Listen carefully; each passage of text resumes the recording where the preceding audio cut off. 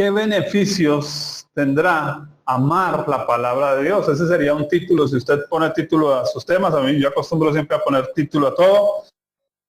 Vamos a leer un texto que está en Lucas, capítulo 1, versículos 1 al 4, y creo que nos vamos a quedar ahí, no nos vamos a mover mucho. Dice la escritura de la siguiente manera: puesto que ya muchos han tratado de poner en orden la historia de las cosas que entre nosotros han sido ciertísimas, tal como nos lo enseñaron los que desde el principio lo vieron con sus ojos y fueron ministros de la palabra, me ha parecido también a mí, después de haber investigado con diligencia todas las cosas desde su origen, escribírtelas por orden, oh excelentísimo Teófilo, para que conozcas bien la verdad de las cosas en las cuales has sido instruido. Creo que todos nosotros tenemos cierta instrucción bíblica, ¿no? Y en alguna parte pues lo recibimos en la iglesia, otro es lo que leemos en la casa, otro lo que vemos, digamos, en internet, ¿no? Pero saben que leer la Biblia es algo que transforma la vida. Eso es básico. Yo creo que si hay un bien material, tal vez el bien material más importante en la tierra se llama la Biblia. Usted puede tener casa, carro y beca, pero si no tiene la voz de Dios en su vida, no tiene nada. A nivel personal, cuando llego a Cristo, escucho una voz que empieza a decirme: usted necesita a Dios. Yo me consideraba ateo, tenía un cartapacio de libros y revistas acerca de los ovnis, creía en los ovnis. Había sido criado vendiendo veladoras, cuadros, novenas, escapularios, así que también pues creía en los santos. Me sabía la historia de San Marcos de León, cómo hacer para quitar al mal genio al marido, ¿cierto? Y todo ese tipo de cosas. Pero esa voz me dice: usted necesita a Dios. Cuando yo le digo al Señor: bueno, si usted existe, entonces cámbieme la vida, y llego a mi casa, con lo primero que me encuentro es con la Biblia. Con lo primero que me encuentro es con la palabra de Dios. Así que empiezo a leerla.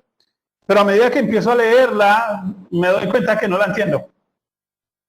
Quiero conocer a Dios, llego a la Biblia y ese espejo está como empañado. Y entonces quiero verme y no veo, ¿cierto? Y muchos de nosotros a veces queremos ver a Dios, y la Biblia dice que cuando miramos a su palabra vemos como en un espejo oscuramente. Entonces imagínense tratando de peinarse con un espejo en oscuras. Pues va a tener un problema, ¿cierto? Bueno, yo no tendría el problema, el hermano de pronto tampoco, ¿cierto? A peinarnos en oscuras. No tendríamos ese problema. Pero el que tiene harto pelo va a tener un problema. El que tiene mucha cosa en la cabeza, cuando la va a leer, no la entiende. Ahí es cuando uno necesita dos cosas. Una, o usted busca un maestro que le enseñe, o usted confía en Dios que le enseñe. Ahora, en muchos casos aparecen maestros. ¿Cuál es el lío con el maestro? Que si el maestro está torcido y la lee mal, usted se tuerce y la lee mal. Y repite las mismas bobadas que dijo el otro. Para que eso cambie, ¿qué necesitamos? Necesitamos entender quién es el verdadero maestro de maestros. Juan 6, 44 y 45. ¿Quién debe ser su maestro en principio? Dice la escritura, Juan 6, 44 y 45. Ninguno, está hablando Jesús a la multitud, puede venir a mí si el Padre que me envió no le trajere, y yo le resucitaré primero. El texto nos está diciendo que Dios nos debe traer a Jesús. Jesús nos va a dar vida eterna, pero el que nos puede traer a la vida eterna es el Padre, pero Él lo hace a través de su palabra. Vamos a leerlo, verso 45. Escrito está en los profetas, y serán todos enseñados por Dios. Así que todo aquel que oyó al Padre y aprendió de Él, viene a mí. Así que la forma de llegar a Cristo es a través de la enseñanza del Padre. Pero ¿quién debe ser el maestro? El Padre. Así que cuando se para, por ejemplo, un predicador a hablar, usted necesita no oír al predicador. No, ay, mire tan bonito que predica el pastor Simón. No es tan bonito que predica él. Es Dios que me está diciendo a mí. Dios que me está hablando a mí. Tenemos el lío, entonces, y partamos de algo básico, que muchos de nosotros, y hoy en nuestro cristianismo moderno, ni Biblia tenemos. Estamos en el mes de la Biblia, y hoy ni Biblia tenemos. Hasta apenas nos da cargar así por la calle para llegar a la iglesia. Y entonces compramos maletín o no compramos Biblia. Porque ni hay para el maletín ni hay para la Biblia. Entonces, usted quiere conocer a Dios, lo primero que necesita es una Biblia. Y a través de ella empezar a conocer quién es Dios. Ahora, ¿cuál es el problema cuando nosotros ya hemos tenido un maestro que nos enseñó y aunque tuvo buena intención nos enseñó mal?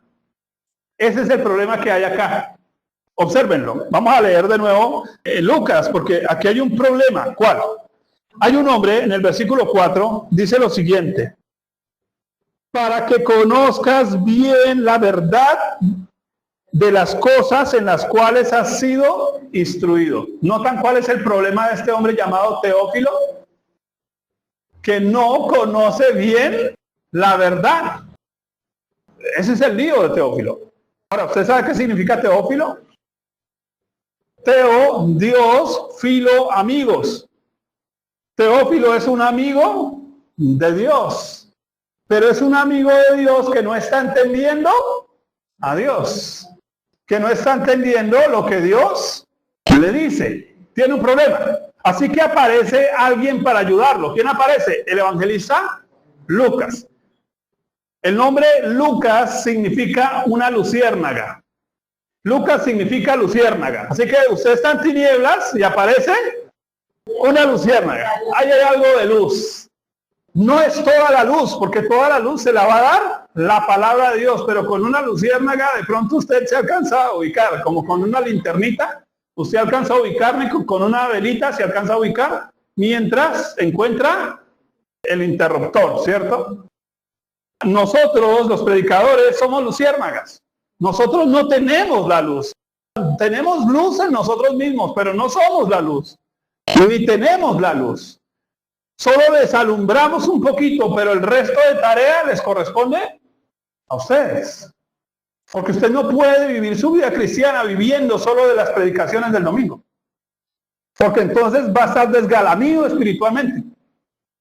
Desnutrido espiritualmente. Y hoy está la iglesia a nivel general llena de gente desnutrida espiritualmente. Porque están alimentándose de la luz de la luciérnaga. Entonces ya están en medio de gatones, ¿cierto? Porque viva usted en su casa de noche solo con una luciérnaga prendida. ¿Cuánto ve? Pues no ve más allá de sus narices. Ve algo mínimo. Pero más allá de sus narices no. Y entonces por eso la gente va y visita la iglesia como visita al brujo, porque no discierne entre una vaina y la otra. Habla aquí bonito en la iglesia, pero chismea en la esquina con la señora de la tienda, porque no entiende qué es vivir para Dios. Aquí alaba y adora a Dios con unas palabras lindas y en la casa no se lo aguantan, porque cáscara la boca, ofende a sus hijos, a su marido, ni el perro lo quiere. Teófilo tiene un problema, no conoce bien las cosas en las cuales ha sido instruido. Póngale cuidado, ya tiene instrucción, pero le dieron una mala instrucción. Pero no fue que le enseñaron mal, porque es que los que le enseñaron fueron los apóstoles. No fue que le enseñaron una mala doctrina, es que se la enseñaron, póngale cuidado, en desorden. El problema de Teófilo es que le enseñaron en desorden. ¿Cuántos de nosotros hemos aprendido igual? Yo llego a Cristo después de esa experiencia con Dios, tomo mi Biblia la primera noche, empiezo una relación con Dios. Un día, mi mamá la invitan a una célula, a un grupo familiar, me invitan a mí y me voy. Póngale cuidado. La primera vez que voy hago la oración de entrega. Nací de nuevo, por decirlo de alguna manera. Al día siguiente, había que intercesión a las 6 de la mañana. Entonces, esta persona recién convertida, al otro día, a intercesión. Y esa señora allá orando en lengua, reprendiendo al diablo. Y entonces yo, recién convertido, zapateándole al diablo, ¿no es cierto? Y agarra.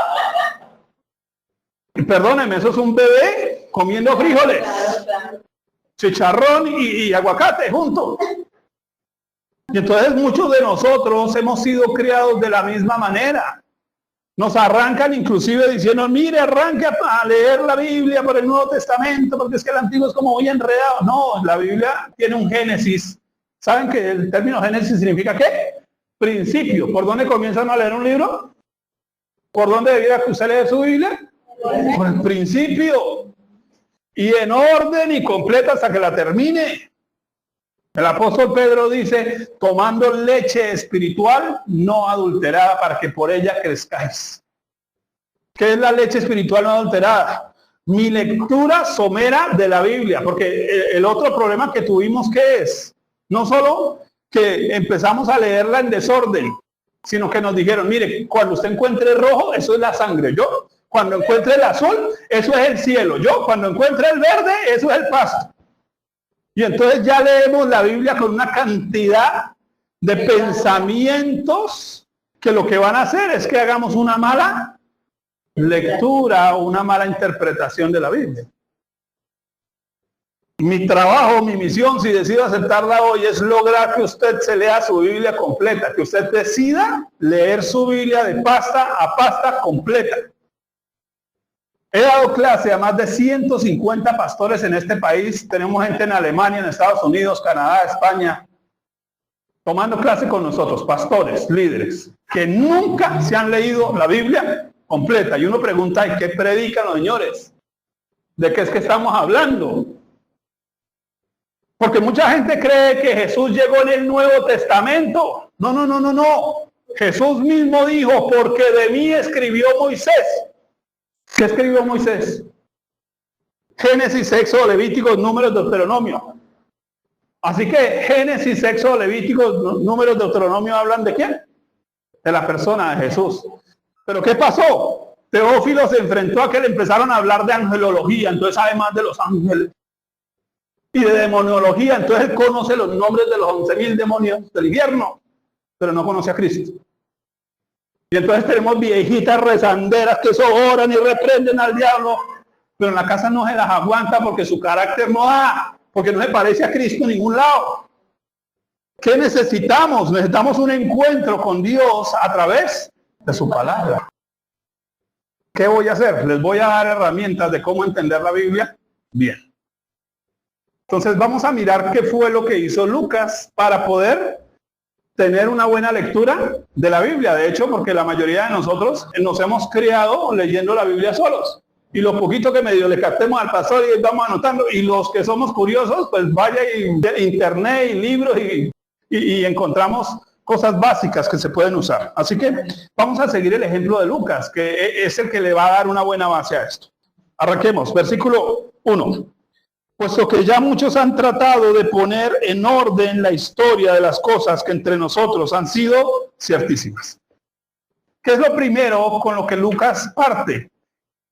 De pensar que la historia, diga conmigo, es ciertísima. Usted va a arrancar primero la lectura de su Biblia entendiendo que esto no es un libro más, es la voz de Dios para su vida. Así que usted no está leyendo para aprender, para enseñarle a otros. Usted está leyendo para escuchar lo que Dios le quiere decir. Puede que yo no tenga ni siquiera una sola terminología rara, pero sé lo que Dios me está diciendo. Porque capté lo que es la intención de ella. Así que como escritor he aprendido algo, que hay una diferencia entre lo que uno escribe y la intención del autor. Y eso es importante. Nosotros no estamos tratando con un escritor, estamos tratando con la voz de Dios, con una persona que tiene algo que decirme. Así que eso implica entonces que si usted quiere tener una buena lectura de la Biblia, lo primero que tiene que tener es una buena disposición espiritual. Ore y cada vez que va a leer la Biblia, dígale: Dios, enséñame.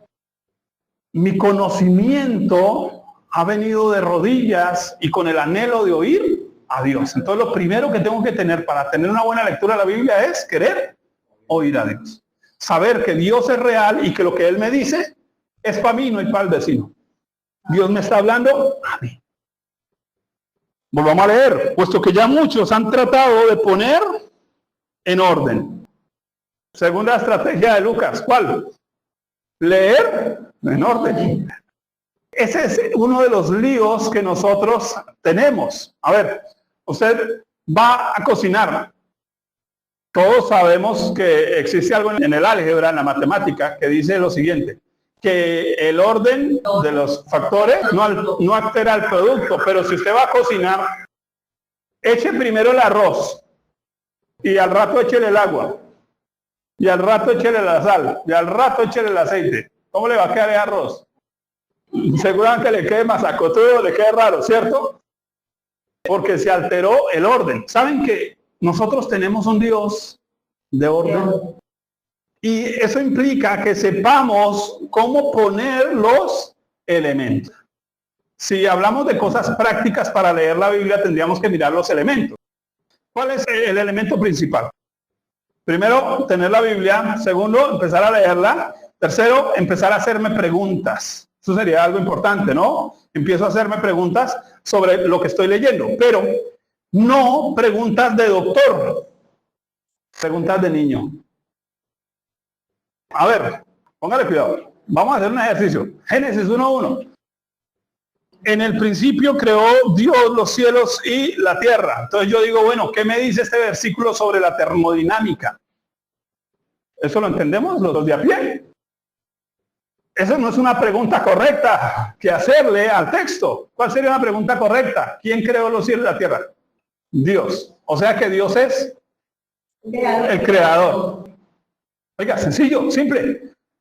Y empecé y entendí el primer versículo de la Biblia, haciendo las preguntas que haría un niño. Así que lo primero es tener un orden. ¿Cómo ponemos ese orden? Entonces, primero tener la Biblia, segundo leerla, tercero hacerle preguntas coherentes. Lo cuarto es que si usted encuentra algo raro, busque un diccionario. Sentido común, es orden, eso es orden. Porque si el niño viene del colegio a decirme, mamá, no entendí tal cosa, ¿usted qué le va a decir al niño? Yo no tengo la respuesta, mijo. Busque en internet, busque un diccionario. Entonces, algo que les recomiendo, carguen un diccionario junto a la Biblia mientras arrancan su vida cristiana. Les va a servir un montón. Algo práctico. Yo siempre cargaba en mi maleta un mini Larousse, chiquitico, así amarillito. Palabra que no entendía. Y si no, me iba y decía, no, pues en algún diccionario bíblico, venga, buscamos, ¿cierto? Definición, y encuentro la palabra y eso me ayuda a entender un poco más. ¿Por qué? Porque la Biblia está llena de lenguaje. Ustedes saben que Juan Gosaín resaltó la Biblia como el mejor libro del mundo. ¿Por qué él dice eso como periodista y aún aparente ateo? ¿Por qué él dice algo como eso? Sencillo, porque él dice, está llena de figuras literarias. ¿Qué son figuras literarias? Por ejemplo, yo uso el sarcasmo. Todos hemos usado el sarcasmo. Ah, sí, le quedó lindo. Es sarcástico, ¿cierto? Es una forma de expresión. Yo puedo usar la exageración. Uy, pero está muy grandote eso, ¿no? Y estoy usando una exageración. La Biblia está llena de ese lenguaje. Por eso es tan importante que nuestra primera lectura sea una lectura, simplemente lea y lo que vaya entendiendo hágale y siga. Y después vuelva y comience. En el método Ipler de lectura, ustedes saben que el método Ipler es cómo aprender a leer de forma veloz. Realmente no le enseñan a uno a leer de forma veloz. Le enseñan a retener rápidamente. Y entonces usted lee rápido y retiene y luego vuelve y lee. Y entonces la estrategia de un Ipler es que usted debe leerse un texto al menos 3 a 7 veces. Yo leo mi Biblia por lo general 2 veces al año. Se puede. Pero el lío que tenemos hoy es pereza mental. Hoy tenemos pereza mental. Hoy tenemos falta de curiosidad. Hoy tenemos falta de investigación. Entonces la Biblia nos ayuda con algo. Dice, meditad bien. El término meditar, ustedes saben que viene del ejemplo de una vaca rumiando. Coma, mastique. Y en algunos casos vomite y vuelve y coma. Porque ustedes saben que así se hace la miel, ¿cierto? La abeja toma, chupa, digiere y vomita. Y vuelve y se traga eso. Y luego lo vomita y se lo traga a otro. Y en cada tragada se alimenta. Y por eso la miel tiene los nutrientes que tiene. De la misma manera, a veces nosotros también nos detenemos en nuestra lectura de la Biblia, no solo porque no aprendemos, sino porque no nos dedicamos a enseñar a otros. Lo que debiéramos hacer, por ejemplo, es lo que voy aprendiendo, lo voy enseñando a otros. Eso va a hacer que yo crezca. Es la mejor manera. Usted tiene un niño que no entiende, por ejemplo, de historia en el colegio. El niño no entendía. Yo le dije, te voy a dar una estrategia. Enséñale al que menos sepa. Tú dices que no sabes, pero hay alguien que sabe menos que tú. Dijo, sí, el fulano. Dijo, enséñele. Y el chico me hizo caso. Se fue y dijo, le voy a enseñar. Como a los 15 días me dijo, oiga, he mejorado. Porque eso nos obliga a hacer nuestra propia investigación y a hacer que la información se mueva. Eso despierta nuestro hambre, nuestro anhelo, porque sabe que a veces el gran lío que tenemos en la iglesia es que la gente no se le ha despertado el hambre por la palabra de Dios. Y cuando alguien está saciado, ¿quiere algo? No. Por eso es tan importante el trabajo que como predicadores hacemos. No es venga, le doy todo. Venga, le despierto el hambre. Venga, le despierto la sed. Venga, le despierto la curiosidad. Por eso Dios creó el tabernáculo. ¿Saben qué dice la Biblia respecto al tabernáculo? Sin atractivo le veremos para que le deseemos. ¿Cómo usted desea algo que no tiene atractivo? Porque alguien le está diciendo, pero lo que hay adentro está bueno. La fachada local está horrible, pero esa comida que venden allá, buena. Le despiertan la curiosidad. La Biblia es poco atractiva, igual que el tabernáculo era poco atractivo, porque era un poco de pieles pintadas de rojo horrible encima. Sin atractivo.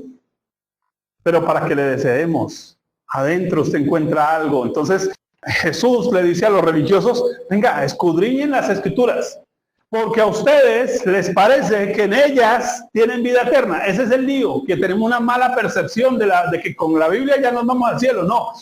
Ellas dan testimonio de mí, es decir, dentro de ellas hay algo mucho más valioso, mucho más importante.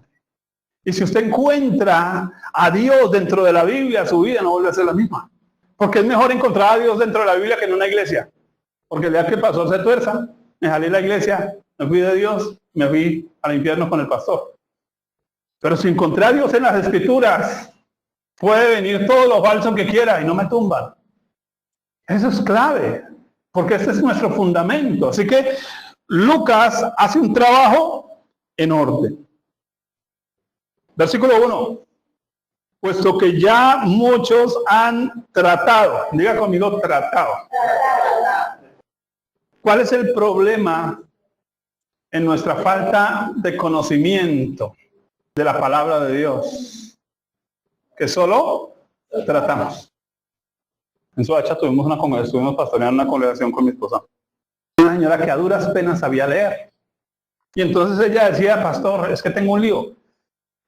Lucho para aprender. Entonces dijimos, listo, hagamos una cosa. Mi esposa o yo la vamos a alfabetizar. Y la empezamos a alfabetizar y ella empezó a leer la Biblia.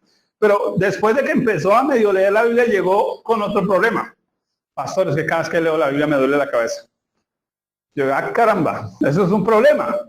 ¿Y por qué le duele la cabeza? Dice, porque no la entiendo. Y yo le dije, ¿para qué quiere entenderla? La Biblia no dice que la entendamos primero, dice que primero la leamos. No la lea primero para entenderla. Empiece a simple leerla. Porque ustedes saben que un niño aprende jugando. Y de alguna manera nosotros, como seres humanos, con respecto a la palabra de Dios, aprendemos la palabra de Dios leyéndola. Cuando ya queremos pasar al nivel de venga, interpretémosla, es otra cosa. Entonces, antes de interpretarla, debo primero leerla para entenderla. Eso es lo que están aprendiendo los pastores conmigo. Primero, entenderla. Hablemos del ámbito del matrimonio. Si usted no entiende a su mujer, usted no la conoce, ¿oyó? Y así es con la vida. Oiga, yo no entiendo a mi papá. Por eso no lo conoce. Ese señor es un extraño para mí, aunque vivimos juntos toda la vida. Porque nunca lo entendí. El trabajo es empezar a entenderlo, pero no puedo quedarme en procurar. El ejercicio que le di a la hermana fue la siguiente. Hermana, duela de la cabeza, tómese una pastilla y siga leyendo. Y si usted dice de verdad quiero entender, pues vuelva y lea. Y si dice que de verdad quieren entender, vuelva y lea. ¿Por qué? La Biblia tiene la capacidad de formar incluso físicamente nuestro cerebro. Usted y yo sabemos ya por la ciencia que el cerebro es un músculo. Como músculo necesita ser ejercitado. ¿Cuál ha sido nuestro gran problema? Que usted para frente a un televisor y le dan todo masticado. Que usted escucha la música y le dan todo masticado. ¿Usted sabe la diferencia que sería cantar a capela a cantar con la pantalla? Habría una gran diferencia, porque eso lo obliga a usted a cantar, a pensar, a recordar, ojalá que no hubiera pantalla. Eso lo obligaría a usted a pensar. Hoy tenemos una sociedad que no quiere pensar. ¿Y los cristianos? Menos. Mire, lo digo por experiencia. El pastor que me ha visto cargando mi maletica y con mis libritos, me tiene aterrado, ni Ibagué, los pastores no leen. La gente ni se arrima un libro para olerlo siquiera. Y yo digo, tremendo, ¿qué le enseñarán a la gente? Porque es que el evangelio no es para ignorantes. El evangelio debe hacernos sabios, entendidos.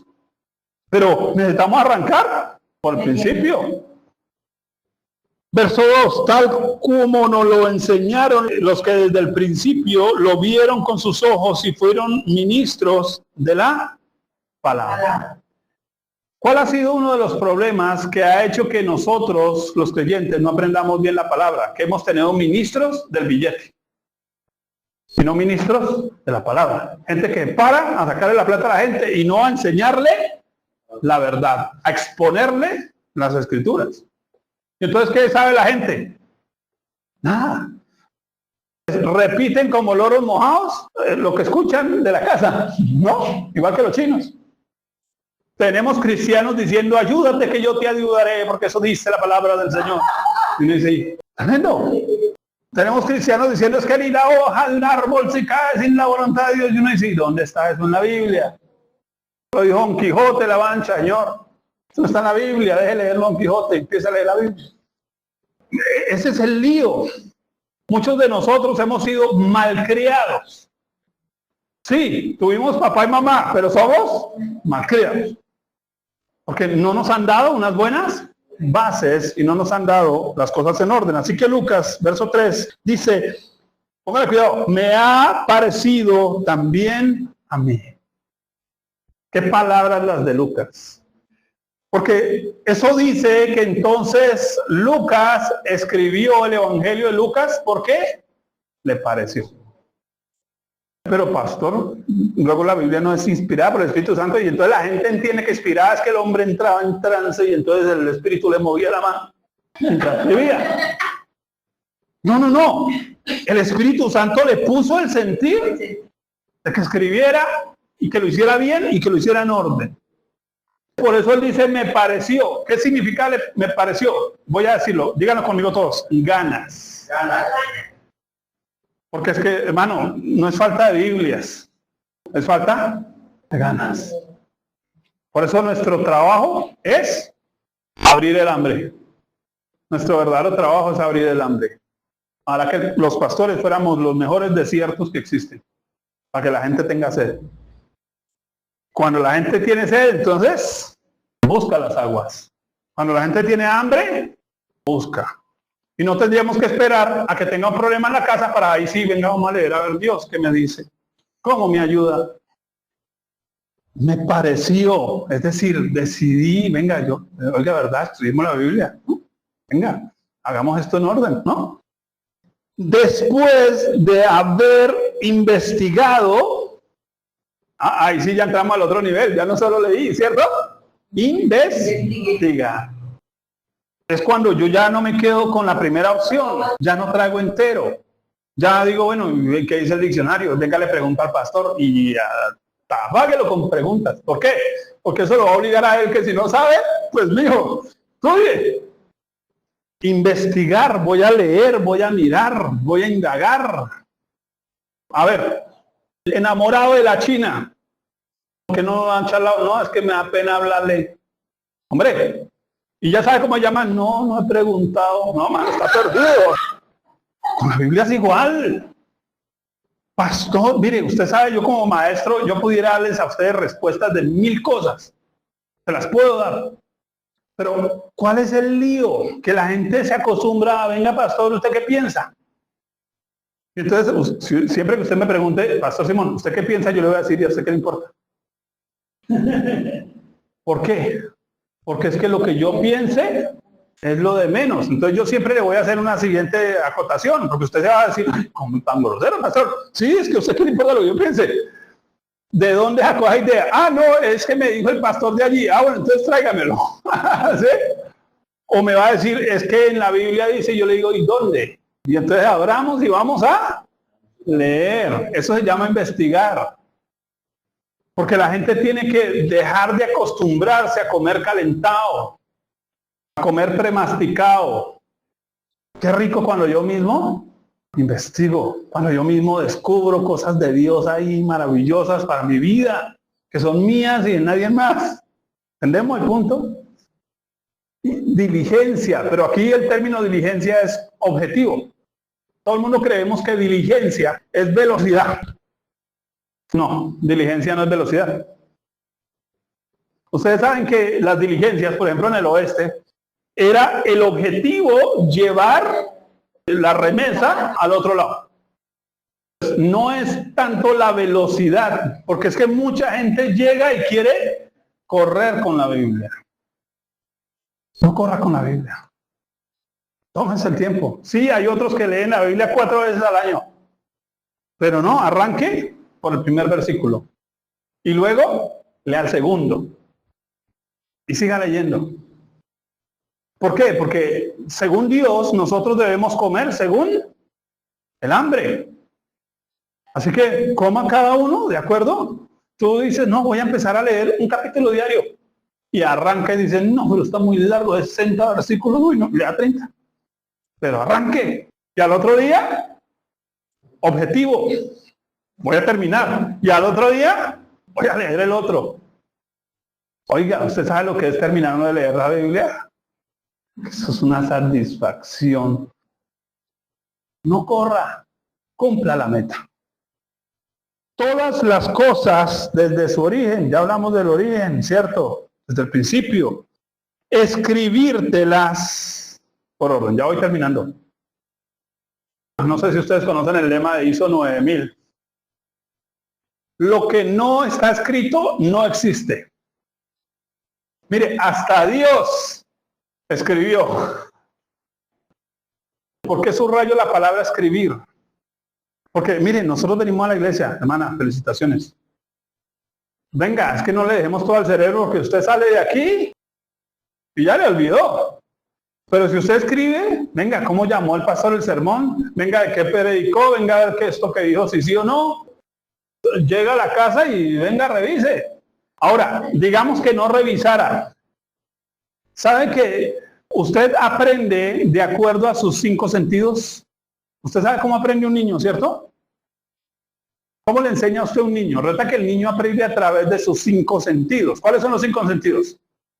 Olfato, vista, tacto, gusto, oído. Ya sabemos que el tacto es todo el cuerpo, ¿no? El tacto no son las manos. Tacto, todo el cuerpo. El niño, para que aprenda, usted hace lo siguiente. Tete, oyó y vio.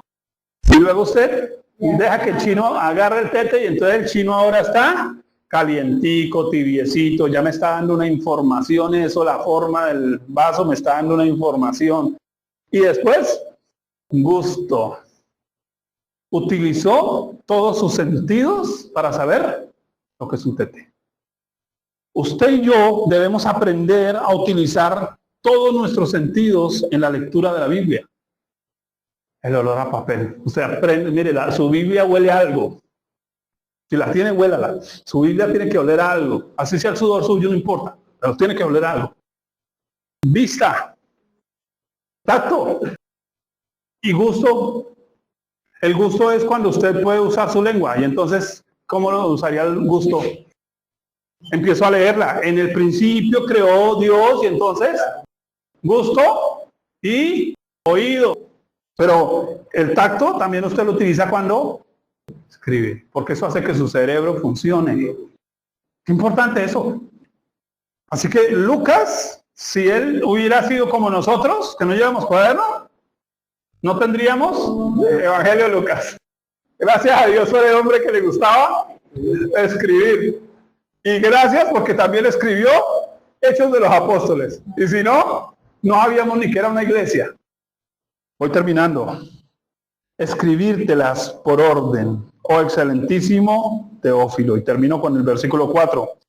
Para que conozcas bien, diga conmigo, conozcas bien la verdad. ¿Quiere conocer bien la verdad? Amén.